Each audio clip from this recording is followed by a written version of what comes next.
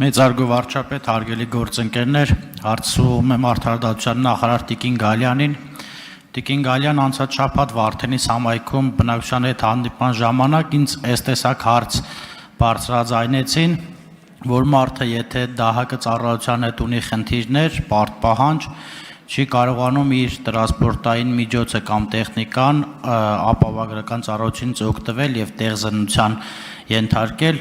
Այս հարցը ես հիշում եմ, որ անցած տարի եւս քննարկվեց, ուզում եմ հասկանալ այս հնարավորությունը կարող ենք տալ քաղաքացիներին թե ոչ,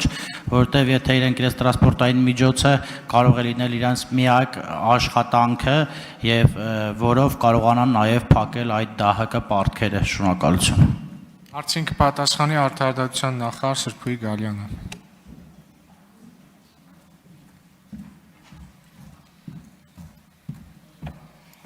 Շնորհակալություն։ Տեսեք, իրականում ապահովագրություն իրականացնելու արգելք չկա, խնդիրը տեղզննում իրականացնելու մեջ է, իսկ տեղզննում ինչու փաստացի հնարավոր չի լինում իրականացնել, ոչ թե այն պատճառով, որ ուղղակի անձը ունի պարտավորություններ կատարելու եւ հարկադիրում է գտնվում այդ պահին նրա վերաբերյալ վարույթը, այլ այն պարզ պատճառաբանությամբ, որ տվյալ տրանսպորտային միջոցի նկատմամբ օրենքով սահմանված կարգով հայտարարված է լինում հետախուզում։ Այսինքն հետախուզումն է արգելքը, որպեսզի տվյալ անձը իրականացնի տեղզննում, խնդիրը դրա մեջ է։ Լուծումների տեսանկյունից հարցը մեզ հայտնի է, որպես խնդիր ներկայացվող քաղաքացիների կողմից, եւ մենք այժմ գտնվում ենք քննարկումների փուլում, որպեսզի կարողանանք հնարավոր լուծումներ գտնել այն մարդկանց համար, որոնց միակ գույքը տվյալ տրանսպորտային միջոցն է եւ որը հանդիսանում է նաեւ նրանց ապրուստի միջոցը։